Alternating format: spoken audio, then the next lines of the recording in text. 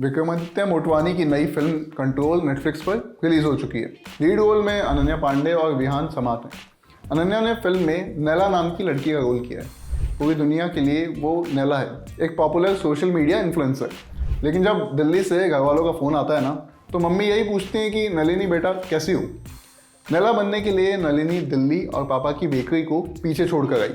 नैला की मुलाकात होती है जो से, दोनों में प्यार होता है। रियल और रील दोनों दुनिया में प्यार होता है। पर्सनल इस पब्लिक के स्वरचित सिद्धांत को मानते हुए दोनों अपनी ज़िंदगी पहली डेट से लेकर पहली किस तक हर पहलू को कंटेंट में तब्दील कर देते हैं। ये वही लोग हैं जिनके लिए सोशल मीडिया पर "oh my god you guys are goals" जैसे कमेंट आते हैं। खैर, इस कपल की 5वीं एनिवर्सरी पर नैला को पता चलता है कि जो उस पर चीट कर रहा था। दिल टूटता है। मन में पनप गए गुस्से को निकालने के लिए नैला सोशल मीडिया का रुख करती है। वैसे भी इसी जगह से उसे अब तक अपनी सेंस ऑफ बिलोंगिंगनेस मिलती गई है। यहाँ उसे कंट्रोल नाम के एक ऐप के बारे में पता चलता है। AI असिस्टेंस वाले इस ऐप के ज़रिए आप अपनी फीड से किसी का भी डिजिटल प्रिंट मिटा सकते हैं।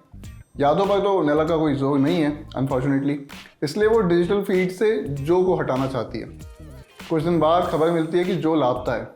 क्या नैला के ऐप का उसके गायब होने से कोई कनेक्शन है, और नैला की लाइफ इस घटना से कैसे बदलती है, यही आगे की मोटा मोटी कहानी है।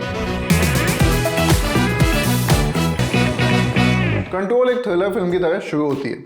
उसका थ्रिल अंत तक बना भी रहता है, बस ये अपनी सबसे बेसिक चीज़ को पीछे छोड़ देती है एक पॉइंट के बाद। कहानी के केंद्र में नैला और जो हैं। दोनों में प्यार था, लेकिन अब रिश्ता टूट गया।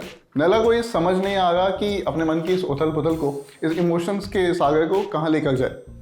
वो अपनापन कहाँ तलाशे। दिशाहीन होकर वो सोशल मीडिया पर ही पहुंचती है, क्योंकि इसी दुनिया से रूबरू हुई है। वो एक ऐसी दुनिया जिसे छूकर महसूस नहीं किया जा सकता, ऐसी दुनिया जिसके रचयिता इंसान है, लेकिन इस काल्पनिक दुनिया में घटने वाली बातों के अंजाम पूरी तरह से वास्तविक हैं।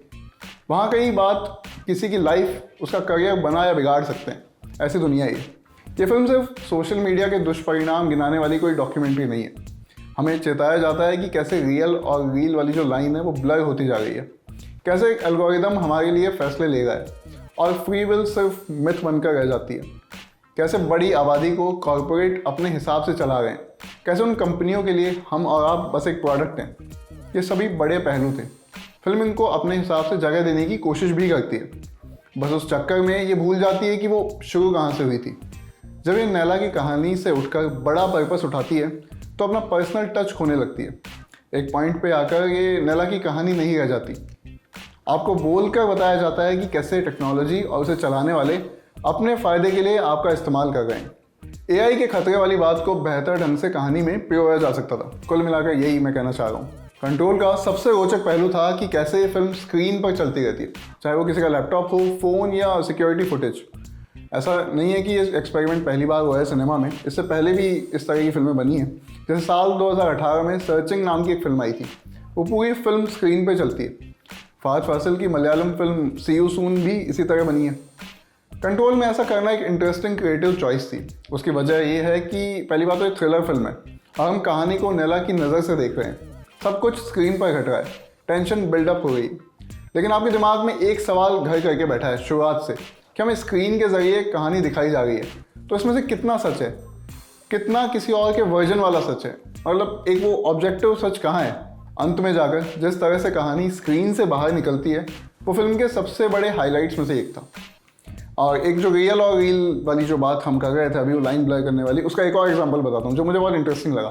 फिल्म जब शुरू होती है तो ज़ाहिर तौर पे क्रेडिट्स आते हैं कि उसने स्पॉन्सर किया, वो प्रोडक्शन हाउस था, ये था। जो शुरुआती शॉट है, पहला शॉट है, वो एक डेस्कटॉप का शॉट है, एक वॉलपेपर लगा हुआ है और विक्रमादित्य मोटवानी की फैमिली पोर्ट्रेट है वो, और इतने में लिखा हुआ था कि आंदोलन has access to your system. और एक बच्ची की आवाज़ आती है कि मम्मा पापा ने फिर से आपके सिस्टम के साथ कुछ छेड़खानी की।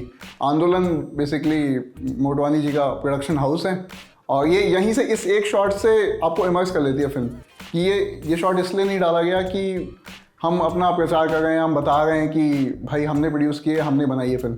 आपको इस शॉट से भी आइडिया लग जाता है कि ये फिल्म किस बारे में होने वाली है। मतलब एक भी सेकंड आपका ज़ाया नहीं किया, वेस्ट नहीं किया मेकर्स ने।